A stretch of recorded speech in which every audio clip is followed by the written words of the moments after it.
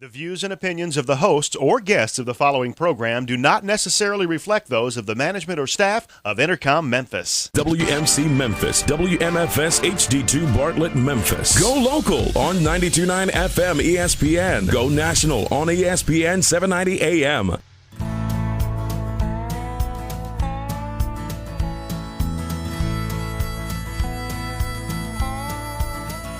Watch the sunrise, new day's dawning, and it's calling you and me. Where the mighty Mississippi flows by Memphis, Tennessee. We've got woodlands, fields, and water. Hey, there is no better way. You can find out all about it on Outdoors with Larry Rea. Make some time, take the family, ask a friend, but don't delay. Listen up and learn about it on Outdoors with Larry Rea. Listen up and learn about it on Outdoors with Larry Rea. Good Saturday morning. Welcome to another edition of the award-winning Outdoors with Larry Rea on ESPN 790. Brought to you proudly by the Tennessee Wildlife Resource Agency, Gaston's White River Resort, and Barton Power Sports. Now, here's your host, Larry Rea. Hey, good Saturday morning. Welcome to Outdoors with Larry Rea on Sports 790. This is Larry Rea sitting in as I do each and every Saturday morning as we close in on 13 years on the air next Saturday. And it'll be open mic Saturday, a lot of prizes given away, a lot of things going on August the 2nd. That's next Saturday. And this being the fourth Saturday of the month, that means that Bill Cooksey is in with us. Good morning, Bill. Morning, Larry. Morning, everybody. And Bill's decked out in a certain color. We'll talk about later. All right. And then, Go big orange. And, all right. And Ron Wong, of course, is here. Good morning, Ron. Good morning, Larry. Good morning, Bill. How is everybody this morning? It is it's going to be a nice day to go fishing after we get through. That's here. all he Yes, wanted to sir. talk about. We're going to talk fishing a lot on today's show. We're going to jump right into it. Blake Morgan is our show producer. And we're going to jump into it because this is that time. We did this last year, if I'm not mistaken. There's a big event coming up July 31st through August the 2nd down in Georgia. And we're privileged to have with us Hank Weldon. He is the BASS College Tournament Manager. Good morning, Hank. Hey, guys. How are y'all doing this morning? Doing great. We're doing great. We want to talk some fishing, and you got a young man on there with us, Hank, that doesn't mind talking fishing a little bit, does he? No, he doesn't. He's got some big shoes to not to fill or to keep up as our defending champion. So Yeah, he knows how to get it done. and we're talking about the 2013 National Championship team from Auburn University at Montgomery, and we've got Jacob Nummy. Is that the way you pronounce it, Jacob? Yes, sir. I'm really surprised you got it right. Most people don't. Well, I can handle those names. We're surprised, too. Yeah, we are Jacob. surprised, too. Yeah, in all my time. So we've got Jacob, who's the member, as I said, of the 2013 National Championship team. And we got Hank Weldon talking about the 2014 Carhartt Bassmaster College Series National Championship. It's got the longest title of any tournament I know right I there. was going to say that's not Yes, bad, it is. Larry. Yeah, and it's coming up at I What can't is- pronounce that lake. I know that. Chatugi? Chattoogie? Chatouge Chattooge. is the Chatouge. correct pronunciation. Oh, okay. That's coming up, as I said, July 31st through August the 2nd. And I know that Hank, being the tournament manager, why don't you tell us, and Ron's going to jump in a lot of technical questions, and Bill will try to be my interpreter, but tell us what's going to happen there, Hank. Right. Yeah. So we've got it's crazy to see how it's grown from last year. Last year we had probably right at 4,000 people at our final day weigh-in. By far the largest crowd ever for any college tournament to attend a weigh-in. So again, an awesome place to take the tournament. That's why we are going back this year.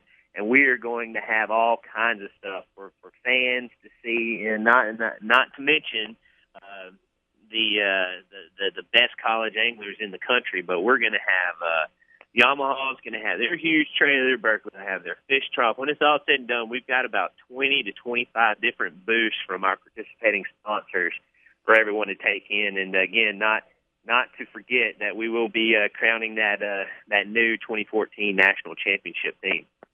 Oh, that's awesome, Hank. And, there you guys are going to have that expo, so all of those booths will be open for any of the spectators that come out to visit all of the fine products that your sponsors have, right?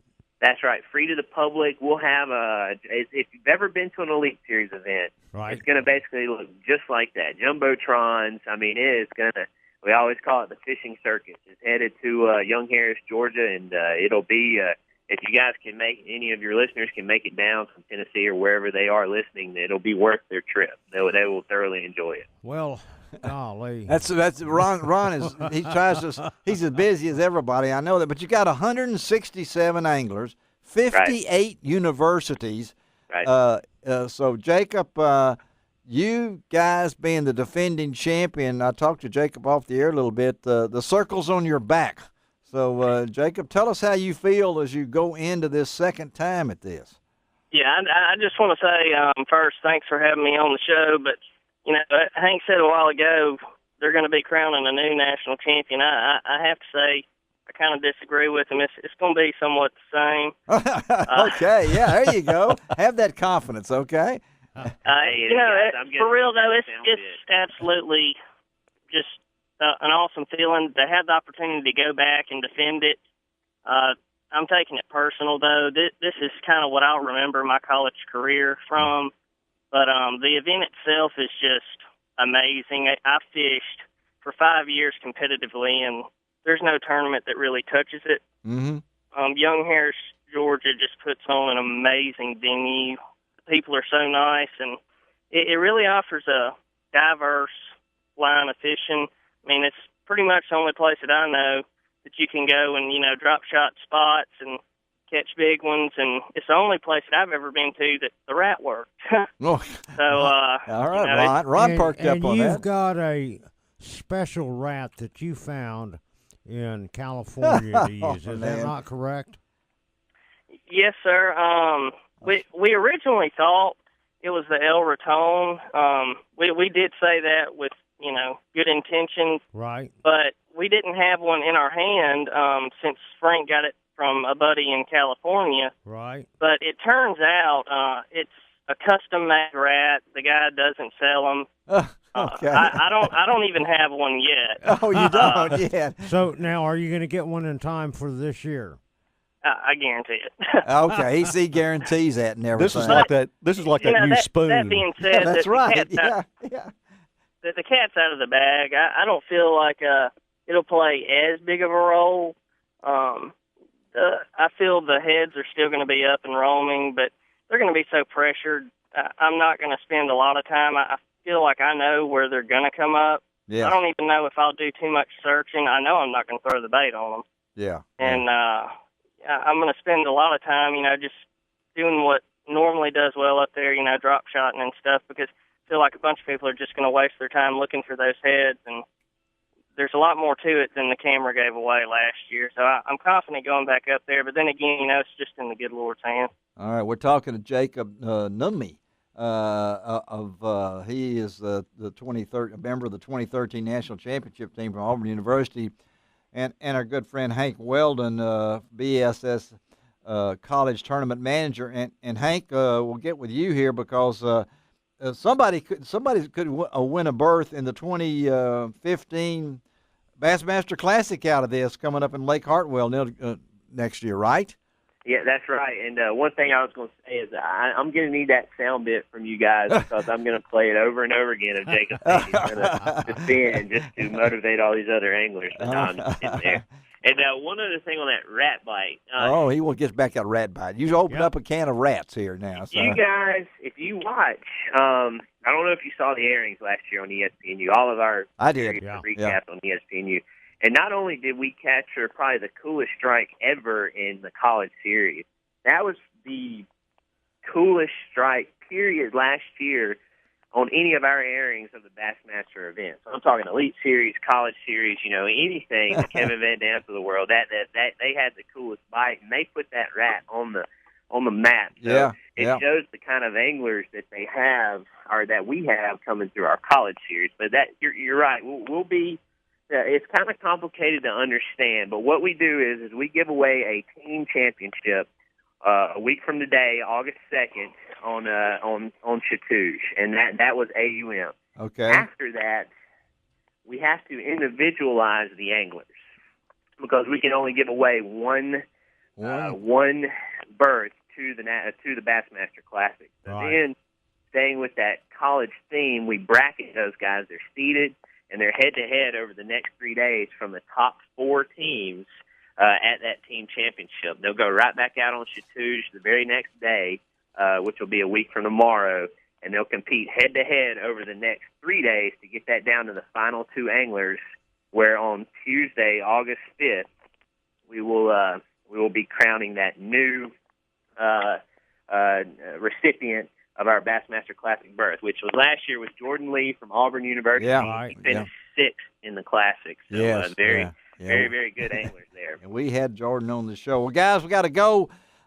We appreciate Jacob. Good luck, buddy. Okay. I greatly appreciate it, and thanks for having us on again. All right, thank you, Hank. We'll talk to you after. We'll talk to that winner. Come on up, okay, Hank? All right, y'all have a good one. Thank you, buddy. All right. Well, let's take our first break in the morning on Outdoors with Larry Rea, and we're going to hook up with a couple that have taken their love of the outdoors and brought it to just the everyday person and put them on TV. And that's coming up. Daniel Lee Martin and Julie McQueen are the Brotherhood Outdoors TV on Outdoors with Larry Rea on Sports 790. You can find out all about it on Outdoors with Larry Rea. Now back to Outdoors with Larry Rea on ESPN 790. Brought to you proudly by the Tennessee Wildlife Resource Agency, Gaston's White River Resort, and Barton Power Sports. Hey, good Saturday morning. Welcome back to Outdoors with Larry Rea on Sports 790 on this fourth Saturday in July. Bill Cooksey and Ron Wong in studio with me, as they do every fourth Saturday. And yes, sir. It goes fast. We had a quick first one talking to Hank Weldon there from BASS. Talking about rats. Rats, that's right. Rats for fishing. Well, we're not going to talk about rats on this segment, that's for sure, because, hey, we're really happy to have on Outdoors with Larry Rea. First time for this couple to be on the show, and Daniel Lee Martin and Julie McQueen are the Brotherhood Outdoors TV on the Sportsman's Channel, and Julie's on the line. We'll let the singer and baseball player take a break if he wants to this morning. Good morning, Julie. Well, good morning. He is there, right? Can we hear his voice? At least let people know that he is actually there. Here's my Richard Sturban voice from the Oak Ridge Boys. Yeah. Okay. Daniel caught a little bug on the flight home from one of our trips, so he's not talking a lot today. I can understand that. You didn't ever open for the Oak Ridge Boys, did you, Daniel? I don't think so. Okay. If I did, I don't remember. I know you've opened for a lot of people and everything like that. And I'm going to ask you. Now, I'm really offbeat here. This is not Larry King Live. This is Larry Rea Dead, as I tell everybody. And the one thing I do a lot of research, and I know you, my good friend Michelle Schimmerman from Bulletproof Communications set this up, and she gave me all these great 7 questions about y'all. But I got to ask you one thing here. Where is it? Because when I do things and I find out things about somebody, I say, well, you're going to be surprised here. Did you actually go to every Walmart store in 1 year on a tour? Well, it's close. Okay. Hey, Larry, it felt like every Walmart store. I promise you that. Well, I'd heard somebody say that you asked Daniel if he actually went to all 325 Walmart stores in 1 year, because you need to get the some kind of medal for that. Well, they gave me an honorary manager or a people greeter badge. Yeah. Well, we actually hold the record. I think the last time I checked for the most stores that any artist or book signer or whatever has ever appeared at. We did 325 Walmart stores in 18 months to promote our very first album, and it was just unbelievable. Is that not something? Does that not mean that this guy can do certain things? He supplied people at Walmart with more material. But you know, this is kind of an offshoot to what you guys ended up with, working with the common person. I mean, when I saw that, and Julie can talk about this about the show, because the show's success, as we talk about it, it's pretty cool that you guys have gone to and work with union people, people who work for a living, and things along that line. So, Julie, kind of evolve how this came about for y'all. Well, it is a very cool thing. You know, if anybody out there watches outdoor television, it seems like a lot of the programs, it's all about, hey, watch me kill this huge deer, you know, and it's me. Yeah. So Daniel and I are really proud to have one of the only shows out there that represents the everyday person. Yes. So we take a different guest on every episode, and we have an awesome parent company, USA, that kind of, you know, backs us up, and they're the backbone of what we do. But we take people on their dream trips. We like to describe it as extreme home makeover for hunting. It really is. And when she said USA, that's the Union Sportsmen's Alliance. Right. And I mean, you guys have taken guests for elk, black bear, tarpon, whitetail, and and you just got back from a Labrador, right? We did, yeah, which is that 5 flights home is where Daniel picked this bug up somewhere along the way. 5 flights home? It wasn't hanging out the window taking that picture, was it? We have an awesome camera crew, I'll put it that way. The place where we were fishing, Riverkeep Lodge up there in Labrador, it's about 100 miles from nowhere. And they fly you in on a float plane, which I have to mention on the way out, from Wabush out to the lodge, we actually did have to do an emergency water landing. You did? Which was awesome. Well, and you heard her say awesome because, hey, we are talking to Daniel Lee Martin and Julie McQueen of the Brotherhood Outdoors TV show here on this Saturday morning on Outdoors with Larry Rea that I might throw in. Julie is a pilot. Were you piloting that plane? I almost had to take over for a minute. Okay, I was wondering about that because I know you're a licensed pilot and love to flight and everything. This show, you guys, and they're based out of Spring Hill, Tennessee, for you folks and wonder where they're from. They're good folks from here. That's a long way from Florida for Daniel Lee, I know, and everything. And Julie, from a model and everything like that. Are y'all living the dream? Did you ever, when you're growing up, and I got to ask people, I know Daniel Lee probably wanted to be a musician, maybe a baseball player, and Julie was something else. Did you ever think this would evolve to where you guys are, Julie? You know, we have been very fortunate. We've gotten to experience a lot of stuff, but I have to be honest, I never dreamed that I would have this awesome of a job. Yeah, yeah. I mean, I figured I'd end up like a scientist or something, you know, so this is pretty cool. We have a really, really good time. And Daniel Lee, even with his bad voice, I know this is not something that you probably planned in your lifetime either.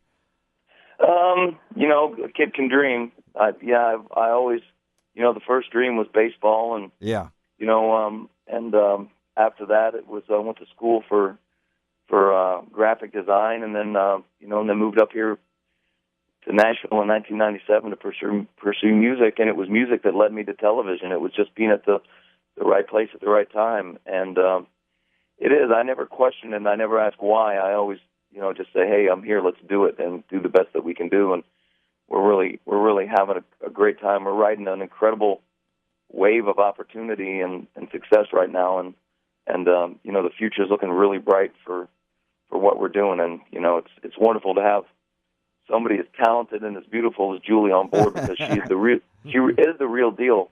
Yeah, you just got to go check them out. Just Google Julie McQueen and Google Daniel Lee Martin and see which one you think looks better. Okay, all right.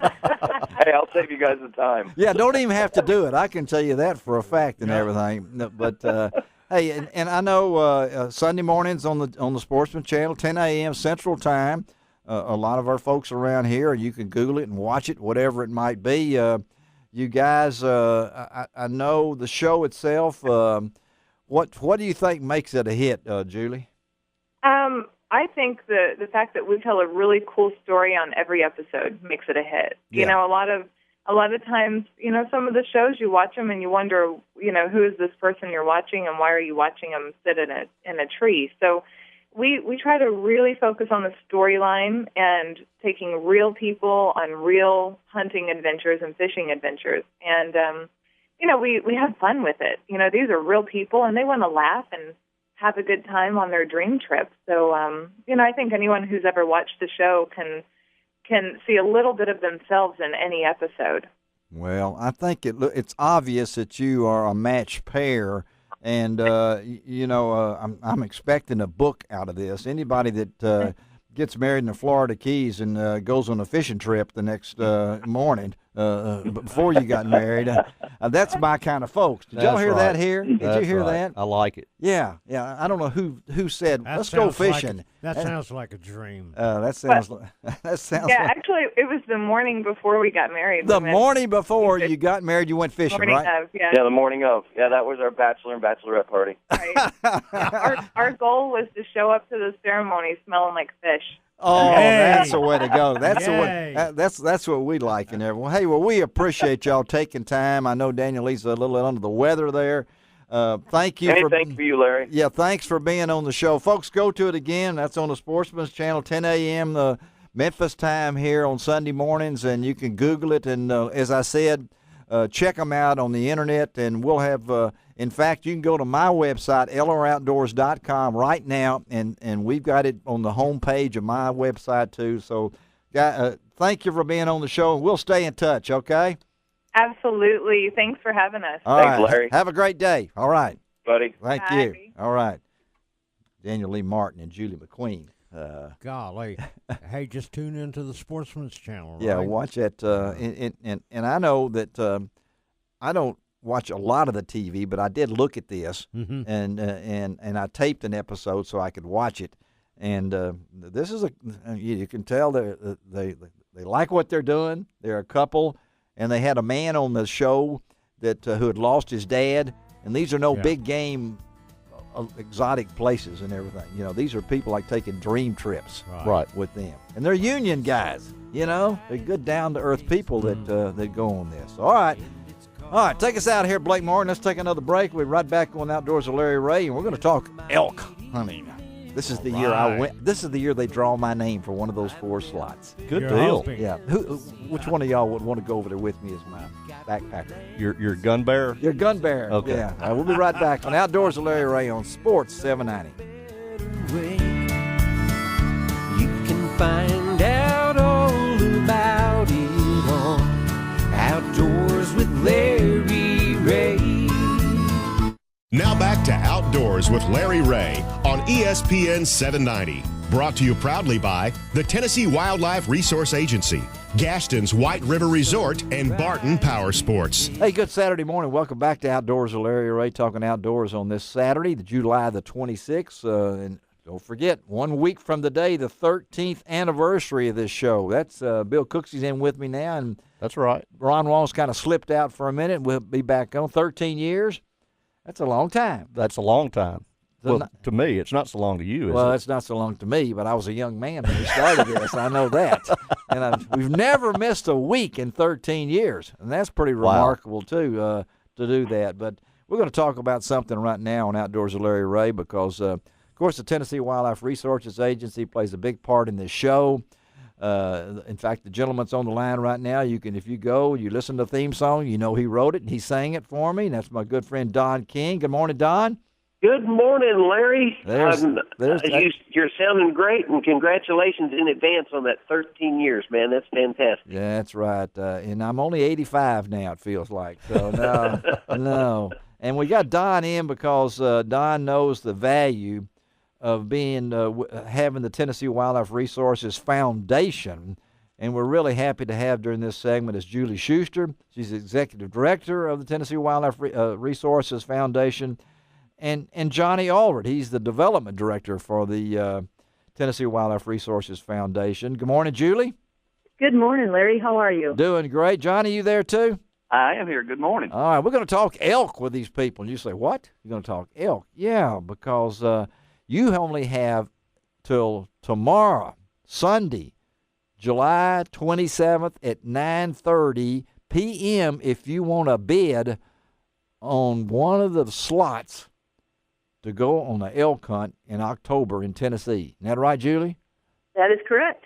And what a great opportunity. I lived out in Colorado, and absolutely one of my favorite things to do was to hunt elk. And to think that we have that opportunity here in Tennessee is pretty amazing. And I was on that first hunt where the gentleman was able to shoot that first elk in 100 and some years. And let me tell you, I'll never forget that. It's pretty exciting. Well, I know I was telling Bill Cooksey here that I was at the first Arkansas elk hunt when the restoration program had approved, and one of their permits went out to a bid, similar to what's going on that Judy's going to explain about here in a minute. And that gentleman was from Detroit, Michigan, and he bid $42,500. That was the last of their city treasury, wasn't it? That was just probably right. Yeah, for Detroit. That's what happened. That's what happened to Detroit's money. Yeah, it might be. But tell Johnny what's going on. What's happening here? Well, like as Julie said, what a great opportunity, and I guided the winner of it last year. Tommy Dale out of Knoxville. Yeah. Tag last year, and I guided him on that trip, and he killed his first bull he'd ever killed in Tennessee. And what a great feeling that was for him to be able to do that. And it's just a great area. Each hunter will get approximately 8,000 acres by themselves to hunt elk in Tennessee. Wow. And I know that the regular elk drawing, for those of us that keep trying, is midnight on Sunday, and I've already put it. I already put in my permit. I just feel it. I feel it in my bones. This is the year. This is the year. This, I think. But at least it's happening. But besides the 4 permits, Julie, explain about that special permit. Well, I'm going to let Johnny go with that. Johnny's been working with this a while here, and I'm just going to let Johnny. He knows all the details and specifics and does a really good job. So, Johnny, go ahead and tell him a little bit more about that. Well, there are 40,000 acres approximately in the North Cumberland Wildlife Management Area, and they divide it into 5 zones. So each hunter will get like I said, approximately 8,000 acres. 4 of those people, as you said, will be in the draw, which I guess one of them is going to be me and one of them is going to be you. Yeah, sure. Yeah, right. Hopefully we're going to be one of those that are drawn out. The other one can buy that tag at auction on eBay, and it's on eBay right now. As you said, it'll end tomorrow. Yes, the 27th, and that's going to be the last day you can bid on it.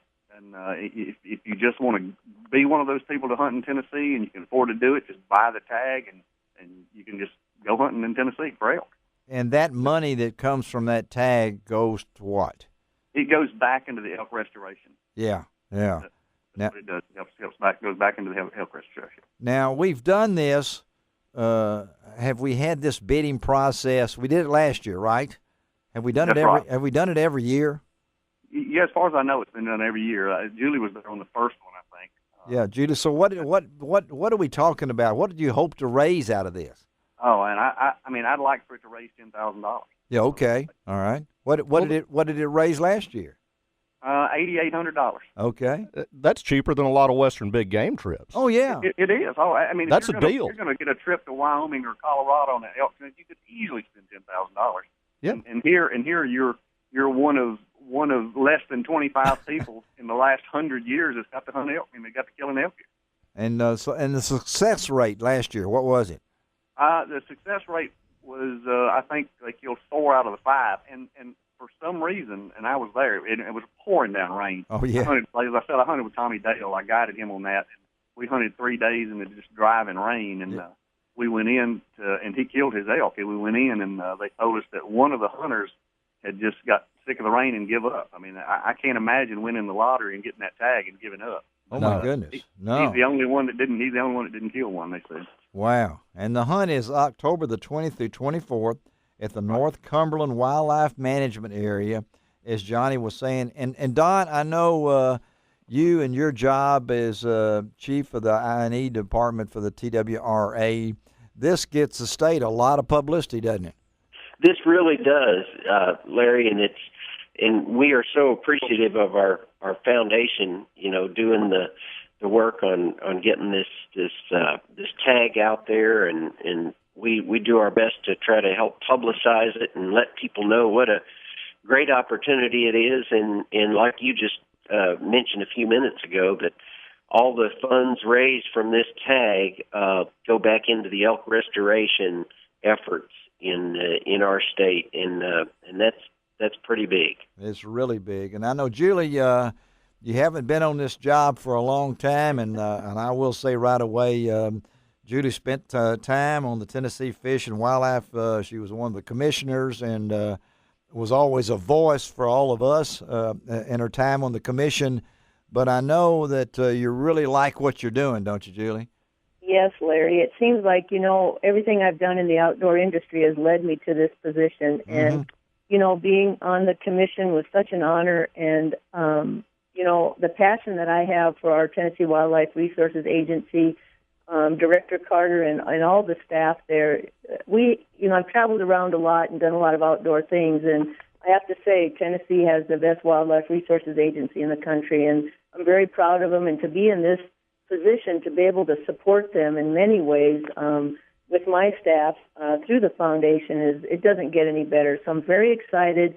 There's a lot of things ahead that we're doing. We're in a little bit of a transition period, getting some new things in order, and some really neat, exciting things that we're going to be rolling out in the future. So good times are ahead, and, all that we can do to support the agency more and more, and those people that, are involved with the agency, such as free fishing, days, mm-hmm. and our Tennessee Outdoor Youth Summit, getting kids more involved in the outdoors. That's what we're all about. So this is just another one of those great opportunities that, we partner with the agency on, and, we are also working with SCI. They're helping us out with this eBay project and getting the tag out there. So we appreciate them as well and all that we're doing. And it seems like, the more conservation groups that are like-minded get together, you can get a lot more done than when you're trying to do things on your own. So you really can. And I know that, so right now, people up early on this Saturday morning, if they want to try to go and place a bid, how do they do it? I just go onto eBay and just search Tennessee elk tag. It'll come right up. Yeah, it's on your webpage, too. There aren't a bunch of them. It is. You can go to TWRF.net, and you can find out more about the foundation to help support the agency and the foundation. We appreciate it. Go ahead and just bid $10,000 somebody out there this morning, okay? That's right. You got it. Bill Cooksey? I'm looking at my PayPal account right now. You are? Well, yeah. Doesn't take long to look at mine, that's for sure, yeah. Hey, thank you. I got to move a decimal. Yeah, you do move a couple of decimals there. Hey, Julie, thank you. Johnny, thank you. Of course, Don King, always good to talk to you, buddy, and everything. And go out there and bid, folks. And that application is still, if you just want to be a regular guy, because it's going to be me and Johnny this year. And Johnny just said that we're going to get drawn. There's still 2 openings left. Yeah. There's still openings left, right? So let's do it and everything. Thank you all for being on Outdoors with Larry Ray. We'll talk to you. Thank you. All right, Julie. Thank you, too. Thanks, Larry. Thank you, Larry. Y'all have a great day. All right. All right. That's pretty cool. And I put in my entry every year. And, like I said, I was at that first Arkansas hunt. Me and my wife went and saw that guy pay $42,500 to go hunt an elk. And I saw that elk. I can still see it sitting in the back of that truck.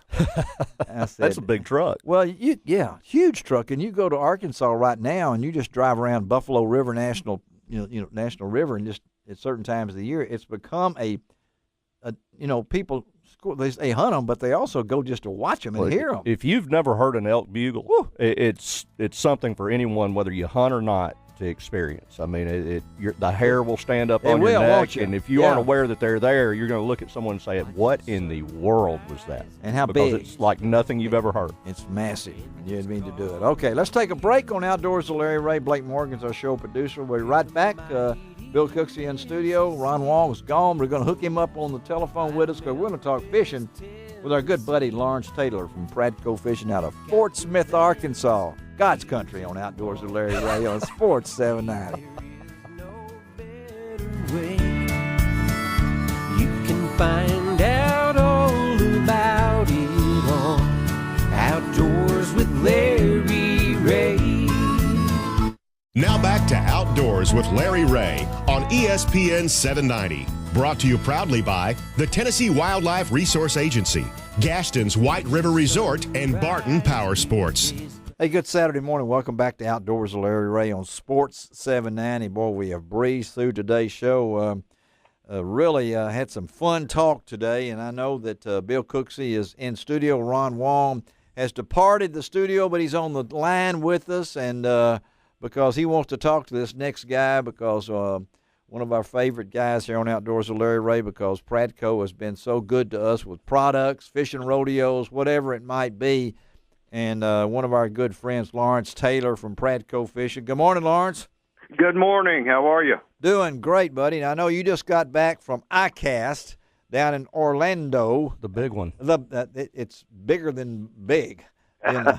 It's bigger than big. And I know you had to get back because you had your birthday down there too, right? I had my birthday down there, yes, sir, and then just got back in time for my anniversary. So I got that one right under the wire. Well, the anniversary is a little more important than the birthday. So. That's a smart man getting married this time of year. Oh, is that right? It's perfect. That's perfect? It's perfect. Oh, I had to get it between hunting seasons. And that's why I was married in August. I got married between semesters at school. I got married in December. So, hey, Lawrence, I know you guys debuted a lot of stuff down there, and Ron has kept up with it. One of the things that I was really interested in is the new lures made for kids, the micro critters. Tell our listeners a little bit about it, and then you and Ron can talk about some of the other new products. Okay. Well, this is really exciting for me because it's fun, and that's why we all start fishing. It is a lot of fun to get out there and catch fish. And what do kids want to do? You know, they want to do everything themselves. Uh-huh. You know, they want to cast. They want to catch the fish. They want to unhook the fish, release the fish, and to do that, they need products that will catch fish and that are a little bit safer for them and the fishermen. And that's kind of what we did with this new micro critters line that'll debut late this fall. They are very small. The largest is just 1.5 inches long. But wow! And you know, one of the main problems with tiny lures is the tiny treble hooks. A youngster has a hard time getting that little tiny hook out of a fish and getting the fish back in the water where it has the best chance for survival. You know, without getting a barb in their finger or in their hand, and you know what a disaster that can be. So. Our new critters, micro critter baits, have single barbless hooks, which easy to penetrate in the fish's mouth, easy to come out, and it's better for the kids. It's better for the fishery. We think it's better all around. And it's better when your kid hooks your ear too. That's right. But you know what? One of the good things about these small lures too, Lawrence, and as well as, you know, Bill and Larry and everybody else knows, but they catch fish, and you're able to catch a multitude of different kinds of fish and everything that makes it really easy. That's right. It's like the first stage of fishing. You know, you just want to catch everything you can catch. Whatever, yeah. Most youngsters don't care if they're not going out there to catch a 5-pound bass every time. They're going out to catch 50 bluegills or 50, 12-inch bass. Right. And we're talking to Lawrence Taylor from PRADCO Fishing out of Fort Smith, Arkansas. And really, and we didn't mention, these are the Rebel lures, right? I mean, yes, this is new in the Rebel line for this fall. And it's the micro critters, and there's 4 styles. There's a little tiny minnow. There's a little tiny grasshopper, a little tiny crawfish, and then a tiny pop-R, which, it's one of our most famous baits and an incredible fish catcher. And that little guy, you can do anything with that little tiny one that you could do with a regular P60 regular-sized pop-R. You can walk it, you can skip it across the top, and it is just a lot of fun. Well, I know that this is a niche. I'm always looking for niches, you know, that, we've gone after certain segments of the society. The kids have always been having, little road runners. I'm talking about little cartoon-like things and things along that line. This actually catches fish. And right. Yeah. And that sets it apart. Those things, those kind of lures are also good just to get anybody involved in fishing. Because, again, it's catching that first fish that gets people hooked. Well, what? Right. Well, tell us. Speaking of catching fish, Ron got excited about a lot of the new things that I cast. So tell our listeners a little bit in a brief summary, Lawrence. How many? What did y'all? Was 2,000 new lures presented down there in 1,200 new colors? It seems like it, doesn't it? Yeah. So what? We focused this year most of our efforts on Rebel and on the Yum line of bait. Yeah. Also, to accompany the new line in Rebel of micro critters, we also brought the new Rebel bluegill, which is a very realistic bluegill pattern crankbait square bill. Dives to only about 3 feet, but it also comes with barbless trebles. So there is another bait that we are working with the kids, and we're really trying to take the kids from the worm and bobber to artificial lures, but there really needs to be something in between there that's safe and fun and catches fish, and that's the niche we're really hitting with this. What a pond bait! Yeah, I mean, incredible. A square bill bluegill. Yeah, awesome. Little time and very realistic. And I'll tell you just a little story. I coached my son's baseball team, and we were playing at a town that I knew had a river really close to it. So we left an hour early and stopped by. And my 10-year-old son, we were testing this Rebel bluegill, and his third cast, he caught a crappie that would weigh almost a pound, and his fourth cast, he caught about a 3-pound bass on it. These little things, and he does it all himself, and I don't have to worry about unhooking the fish or worry about him getting the hook in him, and it's fun for kids. Yeah, well, that's what we want to get, and I'm sure he went from there, and you won 4-3 in the bottom of the ninth. And he hit a grand slam. So I mean, that's I wish I could say that. And the coach got all the credit. Yeah, that's it. Yeah. But other things. What else we got? Well, what's the neat stuff? Yeah, in the Yum soft plastics line, we focused a lot of our effort on drop shot lures this year. We've never been strong in drop shot, so we came strong with 3 new products: the warning shot, kill shot, and sharpshooters. And they are small drop shot baits or finesse baits. You can work them on a jig head for smallmouth. Drop shot them. They're very soft, along the lines of what a drop shot bait ought to be. Wow, that's awesome, because drop shot is, and that's another one of those kind of lures too. Not only is it good for us adults that we enjoy fishing, but that's also good for kids because it's so easy. A hook, and drop it down the water and catch fish. That's right. That's a lot of times that's what I'll do with my younger son, who's 7. When we're in the boat, he'll be using a drop shot. He can just toss it over the edge, and he usually catches as many or more than I do. So that's good. Well, we appreciate you taking time on this Saturday morning, Lawrence, to be with us, and all these new baits now, they'll be out. The kids' bait will be when you think that they'll be on the shelves? I'd say right around Christmas time. Oh, that's a perfect time. I'm sure that was planned. That's a stocking stuffer for you. Yeah. Now, do they have the names? Do we have names for these yet? Oh, yes. They're the micro minnow, micro hopper, micro crawfish, and the micro popar. And then that's easy. The bluegill is just the Rebel bluegill. Okay. And once you see it, you'll know exactly what it is. Okay, and they come in all the popular colors, like words I can't even describe now, right? Yeah. The micro critters, they come in 3 color patterns each.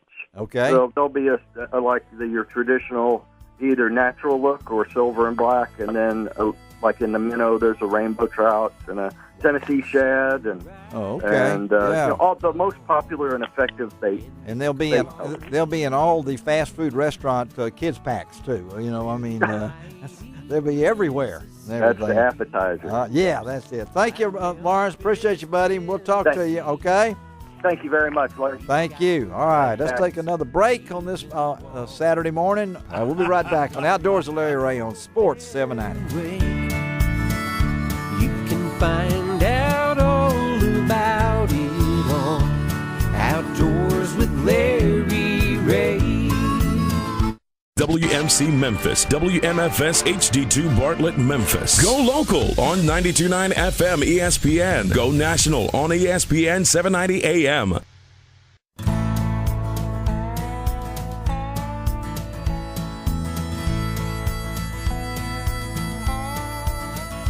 Watch the sunrise, new day's dawning, and it's calling you and me. Where the mighty Mississippi flows by Memphis, Tennessee. We've got woodlands, fields, and water. Hey, there is no better way. You can find out all about it on Outdoors with Larry Rea. Make some time. Take the family, ask a friend, but don't delay. Listen up and learn about it all. Outdoors with Larry Rea. Listen up and learn about it all. Outdoors with Larry Rea. Good Saturday morning. Welcome to another edition of the award-winning Outdoors with Larry Rea on ESPN 790. Brought to you proudly by the Tennessee Wildlife Resource Agency, Gaston's White River Resort, and Barton Power Sports. Now, here's your host, Larry Rea. Hey, good Saturday morning. Welcome back to Outdoors with Larry Rea. It was to talk outdoors here on Sports 790. Bill Cooksey is in studio with us this morning, and I know that Bill is probably interested in talking about this next I am. segment as we talk about the it's past time. It is past time. The federal duck stamp, which has been around since 1934, protected nearly 6 million acres of habitat, expenditures of more than $900 million. But the price of the duck stamp has raised only 7 times in all those years. Get that? Nowhere close to inflation. It's been 24 years since the last increase. So now we're looking at going from $15 to $25 for the federal duck stamp. And who better to talk about this than Whitney Tawney? She's the government affairs representative for Ducks Unlimited, based out of Washington. Good morning, Whitney. Good morning. And I know you've been on this case for a long time. What's the reaction from the public that you've heard? Thus far, we've been hearing only things that are positive. Yeah. We've been met with a lot of positive comments, especially from members of Congress. Well, I mean, this is something, it's a win-win. So you explain to my listeners out there the values of the federal duck stamp. All right. Well, as you said, it hasn't been raised since 1991, so this is something that's continuing to be an issue for landscape conservation, for increasing habitat for ducks, and making sure that we can have hunters continue to pass on the hunting tradition from generation to generation. We've been quite successful with the program in the sense that 98 cents of every dollar that goes towards your duck stamp, right now that's $15, all of that goes to land conservation, protecting habitat. So this is a very efficient program. It's something that's been extremely successful. I think it's important to also highlight that when this program came into existence, it was in 1934 during the height of the Dust Bowl. Yeah. The dollar was extremely expensive, and they put up that money because they realized that duck populations were decreasing. This is a pressing issue. It'll continue to be with land prices tripling as well as crop prices tripling. There's a lot of land conversion that is possible, which means possibly less ducks. And Bill Cooksey, I know your love of duck hunting and your place and all this kind of stuff. You as a duck hunter, this is a no-brainer. Yeah, it is. It's a no-brainer. Why is it taking 24 years? It should have been going up all along. at the very least, $1 a year to cope with inflation. Yeah. There's no doubt we've been underpaying as duck hunters when it comes to the duck stamp. Now, most guys are spending money in other ways to support habitat, but this is an easy one, and to me, it's just a no-brainer issue. Well, Whitney, from your standpoint, working there in Washington D.C., why is it taking 24 years to do this? Congress is hard to work in, Larry. I can't really tell you more than that. I mean, we're super fired up about it in the sense that this time around it's bipartisan. So it's being supported by Republicans and Democrats, and it's led by Republicans. So this is why this is a really great chance to make history, especially for the federal duck stamp. And at $25 up from $15, that extra $10, what would that mean as far as Ducks Unlimited and other organizations like that? So that $10 is now going to be restricted to easements only, so that there will be no land that's purchased with that $10. And for us, it really is great in the sense that there's a huge backlog and need for easements. Oh, yeah. In the Dakotas alone, for instance, which is where kind of all of your birds in North America are really bred, there's more than 1,300 farmers and ranchers who are waiting to be able to apply easements onto their property. So this is something that we're pretty excited about because hopefully we can take care of that backlog and take care of our farmers and ranchers at the same time. We're talking to Whitney Tawney. She is the government affairs representative for DU. And Whitney, I got to ask you because you're in Washington working for us, for DU, which is based in here in Memphis, but you're a 5-generation Montanian. So, hell yeah. How does it feel to be in D.C. instead of Big Sky Country? Well, it's a lot hotter here. I'm not sure I'm into the humidity. Are you getting your quinine? Because D.C. was a hazardous duty station through the early 20th century. For the military. For the military? Because of malaria. Really? Mm-hmm. Oh, golly, don't get her worried about that. I mean, she's trying to get her job done and everything like that. And I know, and we'll touch on this before we go come back to the duck stamp. I know you worked to pass the 2014 Farm Bill. That was a very important type thing. You had to feel good about that. Oh, absolutely. It's really good to have good bills coming through, especially this Congress, for land conservation. And, I mean, for us, especially at Ducks Unlimited, making sure that our farmers and ranchers are as profitable as possible is something that we really believe in. And we think that this Farm Bill in particular, with its conservation programs, made it so that there could be strong farmers and ranchers alongside with partnering with conservation, making conservation strong and making our agriculture strong in the country. Well, I know we got to mention the Federal Duck Stamp Act of 2014 was originally co-sponsored in the House by Representative Ron Kine of Wisconsin, Jason Smith of Missouri, and Rob Whitman of Virginia. Now, we got to throw in a plug for John Bozeman of Arkansas because he's on the Senate group out of that. So, you know, it's just as Bill says, and Bill is been a duck hunter since 72. Okay, since 72, and Bill the 12th this year killed. He got his share, but he still doesn't have to have a duck stamp. All right, so explain the duck stamp purchase now. You have to go to the post. A lot of folks out there say, "What do you mean by the duck stamp?" You don't anymore. Yeah, used to we had to go to the post office, but now you can buy it online or at retailers. They've made it a whole lot easier. I can remember going to the post office and buying them out of the machines at midnight before opening day. But now you can easily purchase them online or through a regular retailer. Well, I think our good friend Dale Hall here at CEO of DU has backed this. And Whitney, we appreciate your work up there from the DU part of it and everything. It's like Bill said, the buying power is the lowest in the 80-year history. So we know what the value of the dollar was. So we go back to 1991, the last increase. That's pretty amazing. Yeah. You know, you go back and look at how much things cost in 91 and see how much they cost now. Gasoline.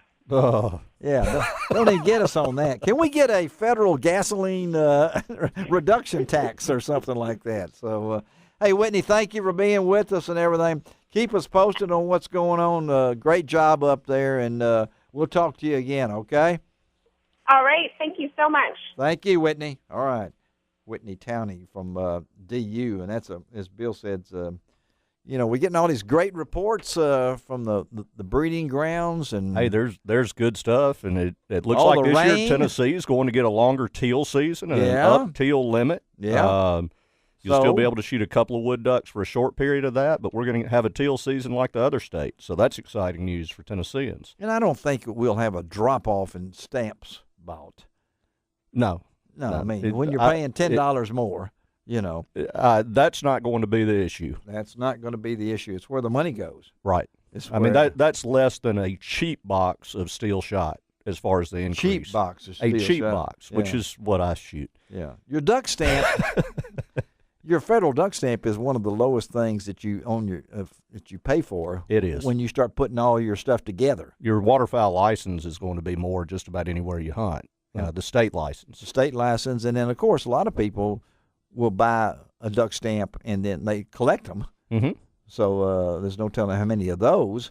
And the duck stamp prints. Do you have a duck stamp? I don't have them in a frame collection, but I've saved mine, and I have most of my dad's. Do you really? I do. Have all of his old licenses. See what they look like, and it's fun. And of course, he published the duck stamp prints for years, so I have a bunch of those. Yeah. So that's pretty cool. Yeah, I forgot about that. Mine are all in a box. It's not in a cigar box like my baseball cards, but it's in just a shoebox like thing, you know, that I've saved and looked at them, and we've had the winner of the federal duck stamp, the artist of the year, and those kind of things. I can remember that. But so we're waiting on word on that $15 going up to $25, and I can remember when the license for Tennessee, anytime you went up in a license, a hunting license, anything, there was, can't handle this. Well, but I think duck hunters you are hear a little bit different things about a license. We need more money for the deer program. Well, I don't care. I don't deer hunt. That's kind of where you get with licenses. This is for duck hunters, and if you're a duck hunter, you want to support the ducks. Well, keep up with this, folks. We'll have it posted on lroutdoors.com. Or you can go to www.ducks.org.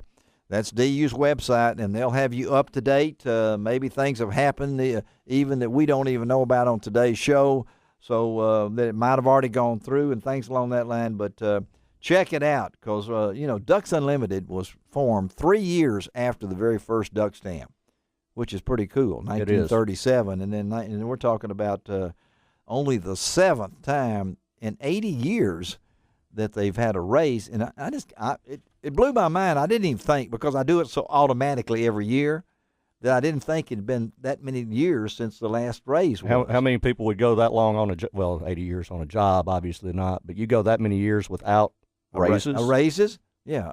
Well, you think 1991, and look at, what was it back in the 80s? I guess I was paying $5 and $7 and $8 and I remember $10. It was $7.50, and I think it was $10. I think it was $13.50 before it went to the $15.50. Okay, that's pretty cool. All right, let's take a break. Be right back. Going to wrap up the show. We got 2 producers, and it takes 2 to do tango here. And Justin Wooten is breaking in as he'll be coming on in next month, and Blake Morgan's in here with us also. Ben Hogan comes in there every once in a while. Skip Reynolds will walk in. Brad Carson comes in there. We never know who's going to come in here on Outdoors with Larry Rea to keep us straight. We'll be right back on Sports 790. You can find out all about it on Outdoors with Larry Rea.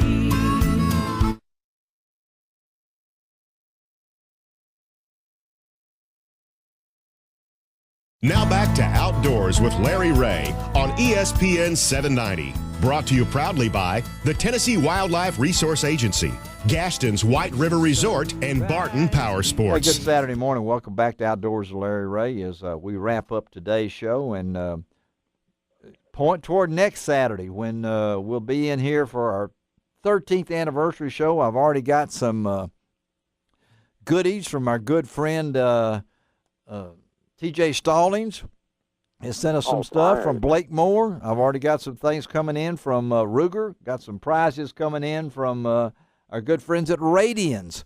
Have sent us some stuff, and I'm sure I'm going to coax maybe a little gift card out of some other people as we talk next week with you listeners out there on our 13th anniversary show. It's hard to believe we started in the dungeon down at Union Avenue at I remember that one. 1916 Union Avenue, and we're out here now at Mount Moriah and Willa and White Station at the Intercom Family Station. But that's next Saturday morning. But and I'll tell you a little bit more about that.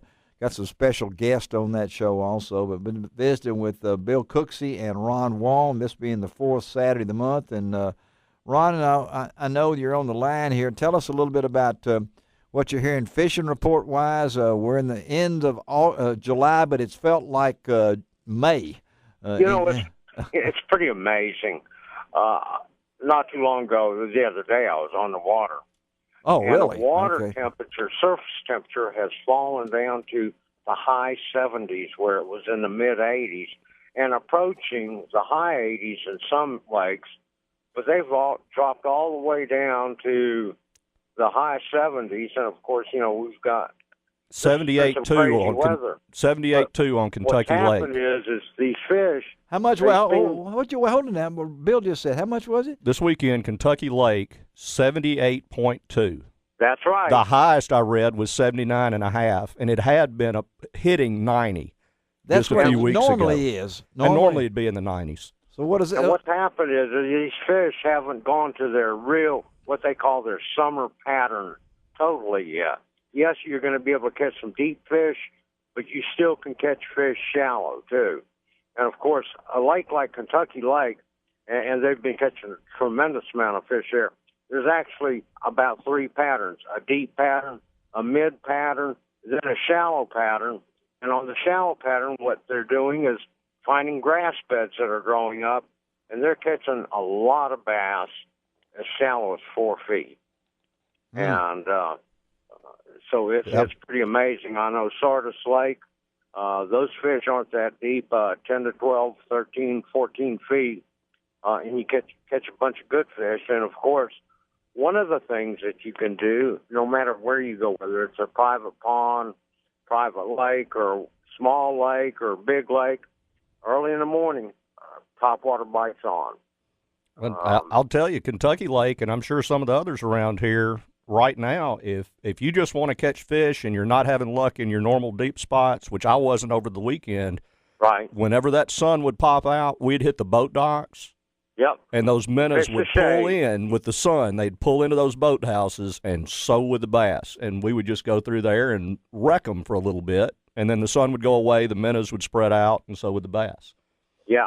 And that's a good thing. People say, well, I like to fish a cloudy day during the summertime. Well, that can be good or bad. The good part is it makes them more active. The bad part is it scatters fish because they tend to move around more because of the cloud cover, and they feel a lot safer. But, Bill, you're absolutely right. With this water temperature like it is, when the sun comes out, everything goes to the shade. Mm-hmm. And that's the lunch wagon, which is the bait. Yep. Well, we got the coolest high we've ever had, on a date, and we're doing some in the 60s, and we got lots of rain. The water conditions are up and down. So, the crappie going to start. Are the crappie going to start spawning? No. Well, now you know that brim spawn every month during the summer, all the way up till October on the full moon. So 3 days before and 3 days after, you find those big brim beds, and it is game on.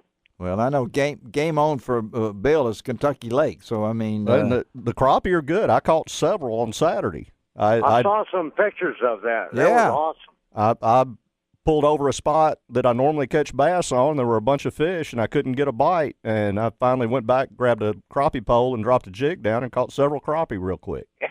Well, that's pretty amazing. So, Ron, right now in late July, where would you go to fish if you had a place to go? And you pick out one or two places? My first place is going to be Pickwick. Yeah, I knew it. Second place is Kentucky Lake. Yeah. And my third place, I'd go crappie fishing down at Grenada Lake. Mm-hmm. Yeah. Well, those big crappie are still biting down there. You just got to go a little bit deeper, but they're not deep, and there's some big crappie being caught there now too. Well, trolling crankbaits. Well, now's the time, folks, out there, and you can go to lroutdoors.com. We have all the fishing reports from all the area here that are supplied to us from Clay Talley, Gary Harlan, Steve McAdams. Of course, we got all your trout fishing reports, too, and everything like that you can go to. And all of Ron Wong's 800,000 videos and pictures that he has taken over the last several months. We have posted them all up there. Ron's been a busy man. I know Ron's getting ready to go. FLW's coming up. Got a lot of things. We're going to talk about that in the next show. Yeah, we're going to talk about that in second Saturday in August.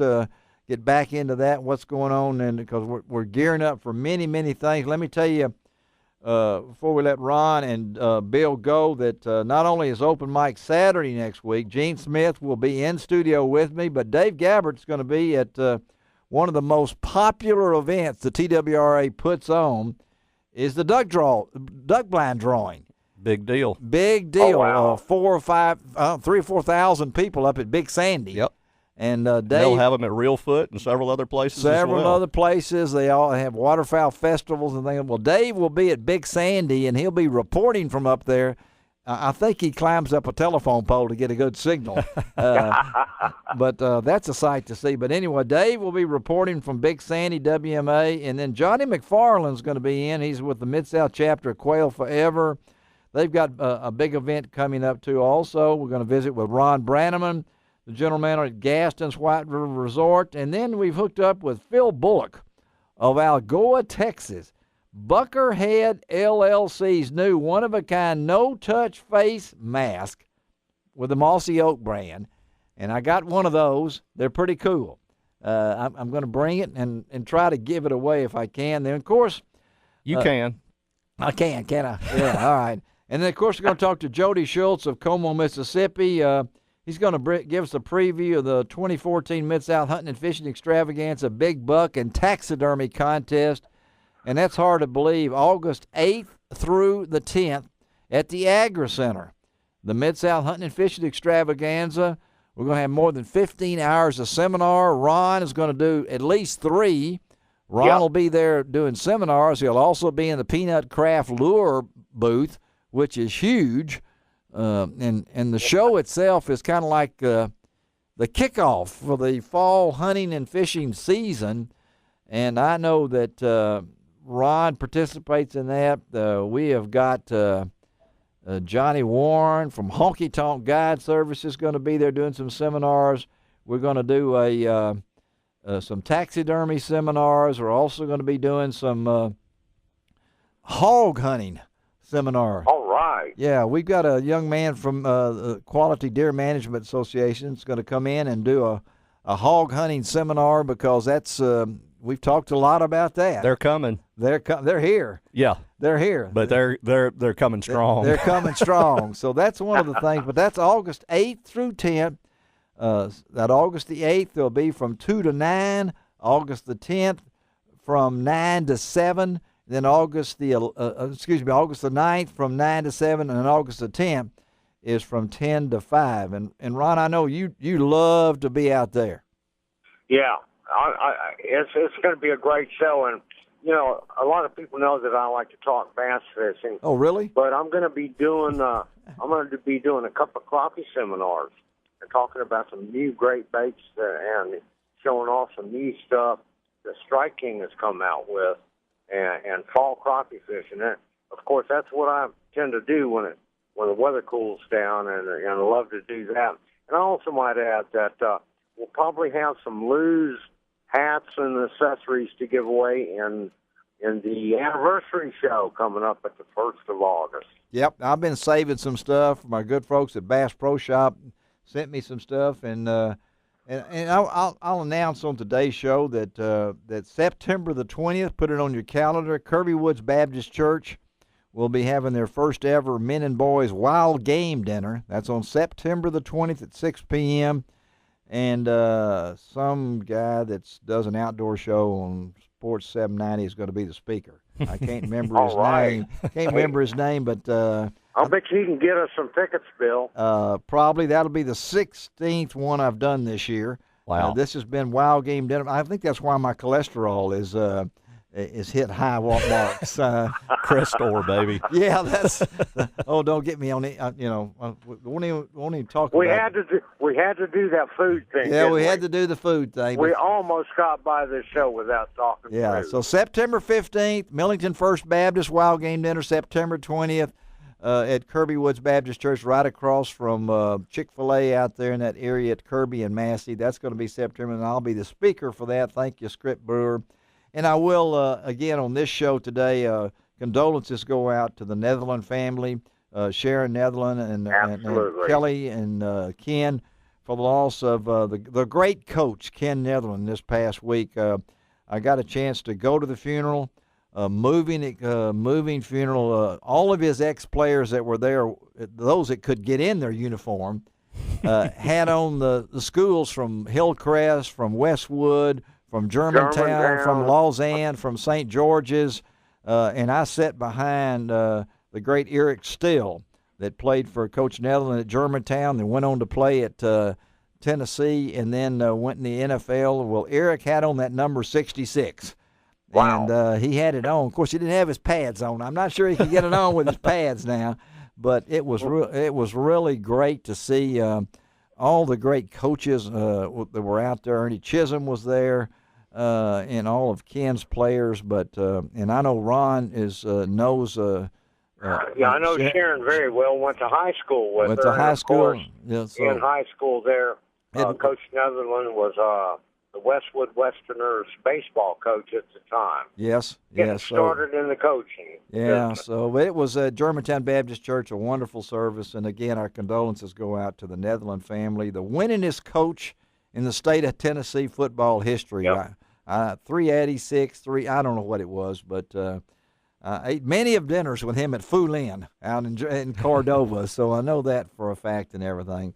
Again, thank you, Bill, for being with us. Thank you. Enjoyed it. And I know now why Ron had to leave the building, because you had your UT outfit on, and Ron just couldn't take it any more than that. It scared me away. It scared him away. But, Ron, thank you, buddy, too. And, again, go to lroutdoors.com and check out all the videos from Ron that he has on there. Thank you, Justin Wooten. You did it, buddy.